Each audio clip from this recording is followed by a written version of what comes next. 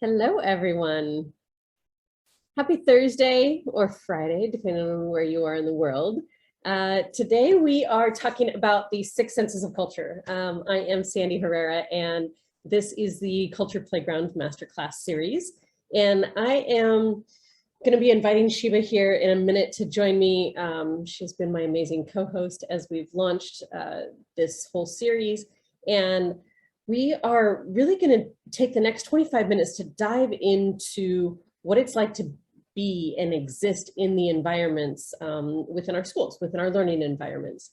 And it's such an honor to have Sheba on with us every week. She is not only a dear friend of mine and a colleague, but someone who I admire and respect for her brilliance in the world of education. Sheba has been an educator for a long time, and she has a myriad of different experiences that she brings to the table in really grounding this work in these micro moments that are happening on a daily basis that we tend to talk about a lot here in the Culture Playground. And so I am in Santa Barbara. You notice my background's a little bit different, having a spontaneous, not so spontaneous, but girls trip for the weekend, and really wanting to just take some time out for me. And this masterclass series is so important to me. It's so vital to me that we are here and we are together and we have this opportunity to connect and collaborate and really just share best practices for what it's like to be intentional about the cultures that we create. And so welcome, Sheba. I was just singing your praises before you came on online. And really wanting to kind of just kick off today with the opportunity to really take a step back and look at whole life and go, what is culture? Like, even outside of the school setting, like, what is culture? You know, we talk a lot about Culture Playground, culture this, culture that, you know, this is my world, right? But what is culture? What is it made up of? Sheba, how do you describe it to people? And I'm going to be honest with you. I don't know if I've ever had to describe it all the time. Oh, I'm sorry. No, it's okay. No, but I think if I was going to describe it, I really think it's just those shared values and kind of those, it's like those non-negotiables or things that you and whoever else is within this environment or culture, what they share. Yeah. Yeah. And I don't know if it's the unspoken rules, right? I don't know if it's necessarily rules, but these are just the things we do here. Right. Yeah. And it becomes these automatic norms, right? And like you said, they can be spoken, they can be unspoken. And really, when you kind of peel back the layers of it, I always describe culture as the collective capacity of who everyone shows up as. Because your culture can shift on a daily basis, right? I like to call that more climate. Climate can shift like the weather can shift, right? It can be a rainy day in your environment and you're like, not the day. It can be a bright sunshiny day too. And then we can, when we think about who we show up as, though, when we think about who everyone in the building, and by building, it could be your home. We have the culture within our homes, right? We have the culture within our schools, within different organizations. There's kind of a culture and a vibe within a grocery store, within, you know, amusement parks for sure. The DMV has its own culture. Not a lot of us want to go there, but you know, that's another story. But when we really peel back the layers of culture and how we articulate what it is, we do it through our senses, right? We do it through all six of our senses. And we can break down our senses in lots of different ways. Six kind of makes it easy. We think about the five senses plus how we feel, right? The essence energy of it. And so when we think about when we show up in an environment, so let's just talk, you know, about homes, right? You walk into someone's home. You kind of know what it's like to be there. You know whether it's a home that you can put your shoes up on the coffee table, or you absolutely may not. you must leave your shoes outside the front door before you Right. continue. Right. And everywhere in between, right? And the other analogy that I like to use, and this is one I kind of want us to play with a little bit today, is in planning a trip or planning a dinner party. Which direction should we go today, Shiva? Dinner party? Let's do dinner party. I'm starving. Dinner parties. All right. So if we're going to plan a dinner party, right, let's talk about a couple different types of dinner parties. If we were going to plan a backyard barbecue, Right. still a dinner party, right? It is. Backyard barbecue conjures up certain things. We start to think of things when we think backyard barbecue. Right. And then let's think of another one. What's another type of dinner party that we could talk about? You could also do like it could be something like semi-formal, right? Where everyone has to dress in like, a shirt and a tie and yeah, so like a black maybe nice tie things. type of dinner party, right? Yes. Very, very fancy. You're right. Those are my favorites. Yes. We break out the good china, right? Absolutely. We break out the good china. Right.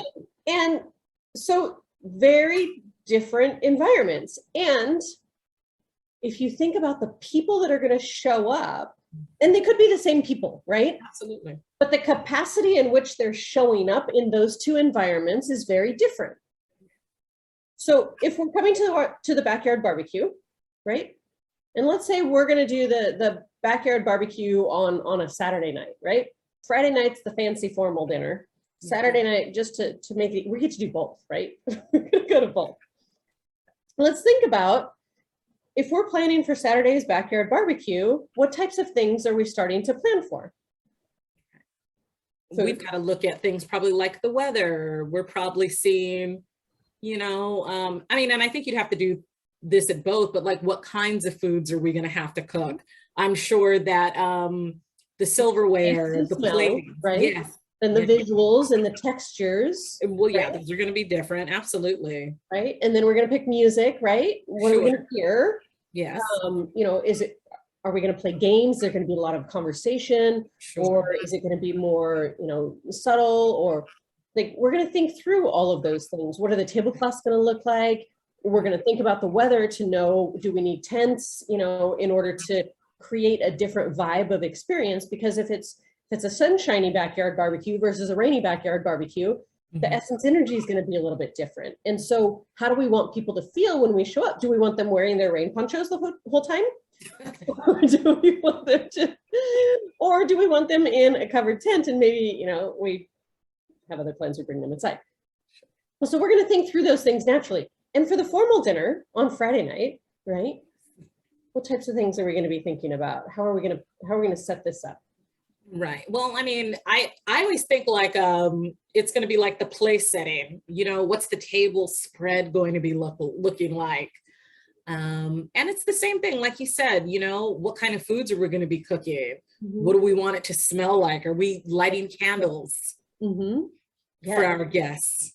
Right. What are they going to receive when they come in? Are they going to receive, someone going to take their coats off? Ooh. Are they going to feel that deep-rooted customer service? Right.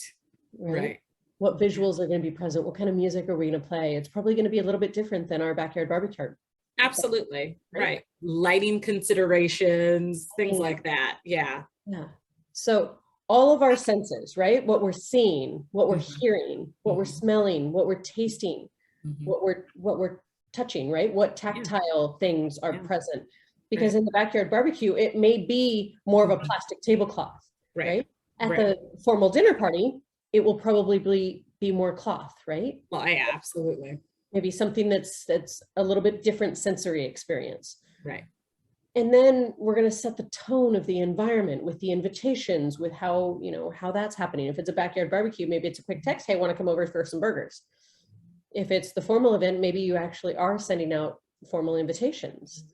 Yes. So how are we inviting people in? What does this look like? What does this feel like? What's it, all of our senses.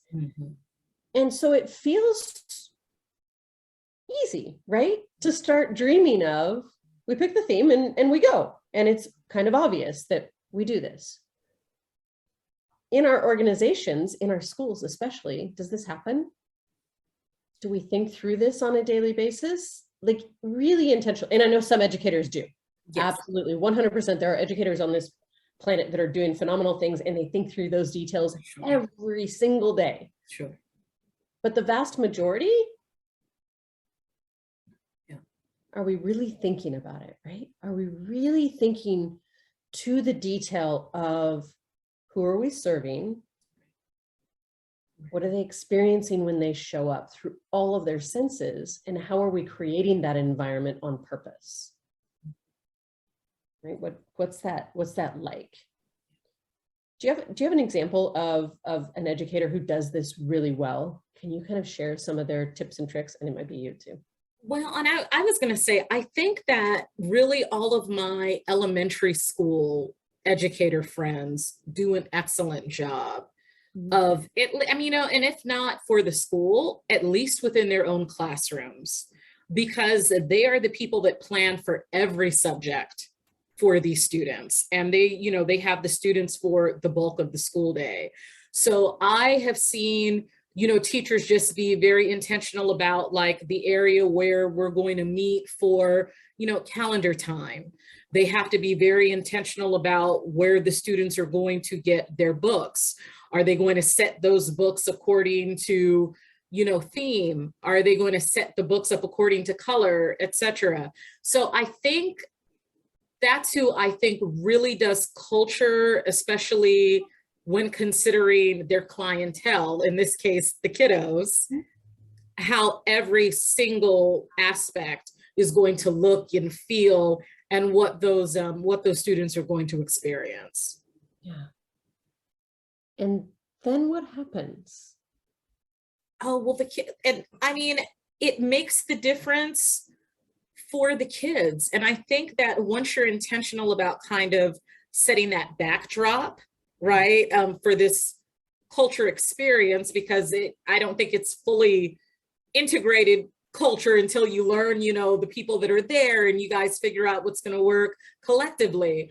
But I think when you're intentional, at least about starting it out that way, right, I think it definitely helps to, at least in the education sense, it just sets the tone. mm-hmm. It helps the students feel safe. It definitely helps parents and families feel safe. And it gives the teacher a solid foundation for, them to really work from that in establishing culture for the rest of the school year. Right, right. It really sets the stage, right? When you have the opportunity to do that. And oftentimes the beginning of the school year, which is happening now for the majority of the world, there are yes. some parts of the world that are on a calendar school year. Yeah. And it's the time when everyone gets excited about coming back and what are we going to make people feel. And but then we get into the year and stuff comes in, right? And we can lose sight of those little details that make the biggest difference. And even if we think about, you're talking about elementary school, right? And them being really good at setting the stage for learning to thrive. And then we talk about middle school and we shift it a little bit. It's like, oh, well, when my son went to middle school, I remember a conversation that really just kind of struck me. And it was like, well, they should do that on their own now. Like, mom, don't help them. They should. And I was like, ooh, that word should doesn't resonate with me anyways, because there's a lot of shame attached to it usually. And it's not intentional, but it's an unconscious, right? You should. Well, who says? Like, where's the judgment happening here? And it's like, how did he go from being 10 in 5th grade to 11 and now he should on his own? Well, what if he individually is not there yet? And we went into the different classrooms, because now in middle school you're changing classes, and going around to all of his different teachers and experiencing the different environments that they set up for open house. Very different. right? You feel their personalities Mhm. on open house. Mhm. And some of them you're like, my kid's gonna be fine in this classroom. And others you're like, Yeah. there was one teacher that God love her, like she just like her dog was her world. Yeah. And by all means, like I love dogs. But that was the overarching theme of everything on open house night. Um, and it was like, that's not what I want to remember about you. Like I want, like, what's the engaged instruction going to be like, and what's the classroom environment going to be like? So really looking at how are we setting the tone for the environment, and are we doing a backyard barbecue? Are we doing a fancy dinner party? Like what are we doing here? Are we And, doing all of the above? oh, and you can't just try to do it all at once. Can you imagine a backyard barbecue fancy dinner party combination? And like you literally put them on the same night, but you've invited different people to different ones, and you're having them. Can you imagine what would happen? It would be quite the sight, I'm sure. Like, and if everyone's cool, like it would be a totally amazing adventure. It's like, oh wait, let me go put my tux on. Wait, let me go put my jeans on. Wait, let me figure out where I want to be. Yeah. And like, I think it'd be a fun experiment, but I'm weird like that. But to be able to just look through the lens of all of our senses of what are we experiencing? What are those that we serve experiencing? What do we want them to experience? How can we really set the tone with intention on a daily basis, knowing that life's going to shift because the weather changes, right? And we need to call an audible, and we need to shift what's happening. Yeah. What happens when we don't pay attention to the Oh, Sandy, all the things. what happens when we don't? Well, I mean, I think just what happens when we don't pay attention, it's just, I mean, as a metaphor, you know, because we're speaking in metaphors maybe, but I think it's just like being in a cruise ship that's just kind of going awry. You know, all your game nights are done and over for the next 2 days, 3 days, who knows? Because, you know, it's just things weren't secured on the ship. Right. And you don't know if you're going to lose your belongings tonight, or you don't know if the water is going to be in the pool tomorrow to take the kids swimming or whatever. And so it's just, there's no consistency. And then I want to use that word that we've talked about quite a bit over the last few months. There's really no safety. Yeah. So I'm a high school teacher. I also worked in, you know, middle school for 4 years prior to coming back to high school. And I think that you're absolutely right, Sandy. Sometimes we as educators can forget that even though our students are older, they're still children. Mm-hmm. And, you know, if we forget about that intentionality to details to really invite our students in rooms and in places where it's conducive to learning, right? Where they feel safe to learn. I mean, if we forget about that, it's going to be a tough year and a very, I'm not going to say it's going to be a poor experience, but it's not going to be the best experience for educator or students. Yeah, absolutely. Yeah. And that's true in any environment. Absolutely. Yeah. My background was working with Zappos and Tony Hsieh's other company, Delivering Happiness. Yeah. And watching and learning from and experiencing the attention to detail that they put into their culture, into their environment, not only for their employees, but for their customers. Mm-hmm. And if we translate that into the world of education for the employees, for those that you serve, right? And you think about if that level of detail was paid to culture in our schools from the moment you drove onto campus, not even walking in the front door yet, from the moment you drove onto campus. Mm-hmm. And that's what it's like when you arrive at Zappos. It's an experience from the moment you arrive. And that's very intentional in order to create that place where you feel safe. Like, this is who we are and this is how we do things here. This is what's expected of me and this is what I can expect.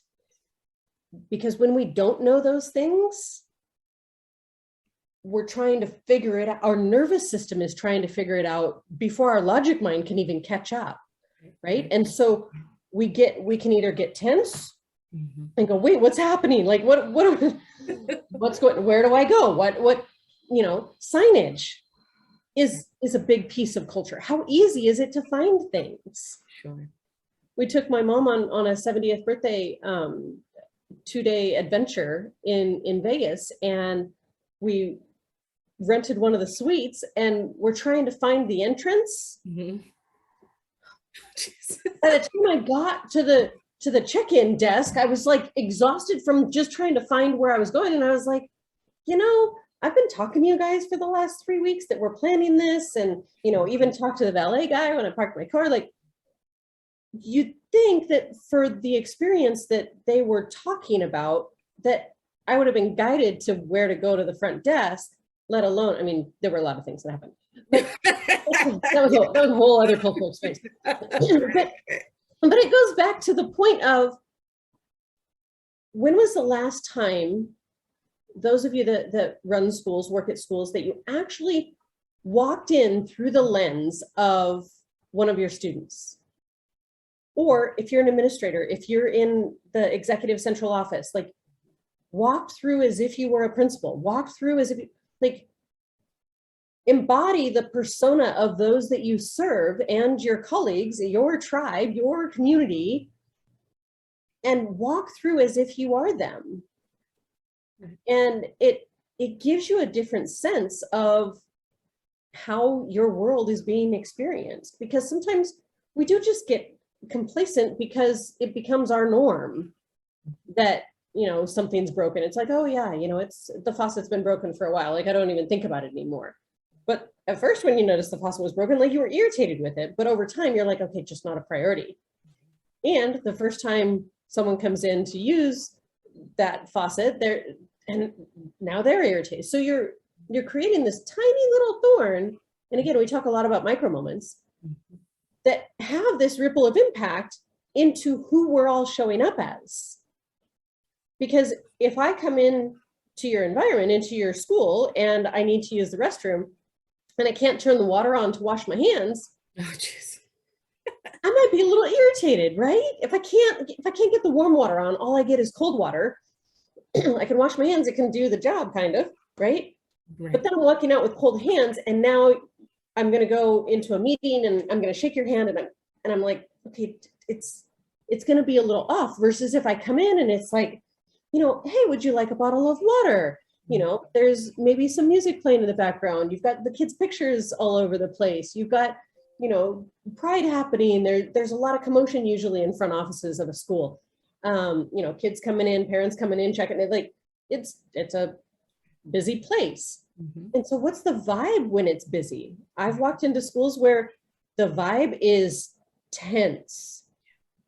Have you walked into environments and you're like, oh yeah, I don't want to do the wrong thing, and I'm a grown up, let alone how the children are responding. It's like every child is like, and then I've walked into environments where it's like, oh, this feels like home. Like, I want to hang out here all the time. Yeah. What are you creating? Absolutely. What are you creating, and how are you experiencing this? So Shiva, if you were to share one of your go-to tricks to do something as a quick win for your culture, whether that's a school-wide quick win or within your classroom, what's a quick win culture tip that you could share? So for me, whether it's in my classroom or whether I was being an instructional coach and there were teachers coming to my office, or when I was a strategist and parents had to come to my office, it's really just to keep the environment neat and organized. So for a lot of educators who don't, maybe you've changed districts or you moved and you don't have the time or the money or the help to set up the classroom and do all of these, great things. All the Pinterest things. Right, hello. But just to keep things neat and organized will work wonders on everyone that you serve and work with. Because I think that, when there's no clutter, when the students know where all of their work can be found, right? I think that just it makes the kids feel calm because they don't have to worry about, hey, today things are going to be different. I don't know where to find the pencils. That can be a lot. And then I was going to say, especially in classrooms, what I've done, Sandy, is just always make sure that the students have a space. So it's one wall where all their work can be displayed. I'll keep a desk or two where, students in group work, or if there needs to be a student or two who needs to go back there just to, hey, we just want to work on this quick thing, or, we want to put together a card for another teacher. So they feel like there's something that's always there for them. So those are a couple of the things that I've used. I'm going into my 13th year and they work every year. That's awesome. I love those tips. That's fantastic. Thank you so much for sharing those. And, another one that I was thinking of as you're talking that is fairly easy to do, but when you're getting ready for someone to come into your environment, is to just ground yourself in what is my intention? What is my purpose of being here? Like, why am I here right now? Why am I the one who's here right now? And ground yourself in that energy. Take a deep breath and go, this is my desired outcome. This is my purpose. This is my intention, whatever words work for you, right? But really just set the tone energetically within you, because that's another thing you can control, right? Is who you are showing up as. And when we all show up on purpose and we all show up with that intention for whatever the desired outcome is, right? Then we create that ripple of impact on purpose versus it happening on accident. Like, oh, I wish that would happen. What energy are you setting? So, we talked about the 6 senses of culture today. That 6th one really makes a big difference in just how people feel in your environment. Is it a Maya Angelou quote? People will forget. Oh yeah, they don't remember what you say or what you do, but they remember how you make them feel. Exactly. Yes. Exactly. I botched that, but that's absolutely the essence. It is absolutely the essence. Yes. I always shorten it to people will always remember how you make them feel. Right. That's true. And then I save myself from botching it. Right. So if you guys can take away one nugget from this, I would love to hear from you all in the comments. Send us DMs, let us know what your thoughts are. What are your culture quick wins? Like, how are you going into your environment as if you were one of the people that you serve in order to shift it? How are you being intentional about your energy? How are you keeping things neat and orderly? How are you giving those that you serve a space where they can actually have ownership over that space? These are all beautiful ideas. We'd love to hear from you. Share yours and let us know how we can support you and serve you. And next week, we are going to be diving into relationship trust. We teed up a little bit of safety today.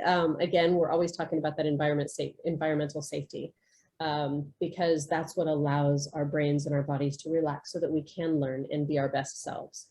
I appreciate you so much, Sheba. Thank you for being here.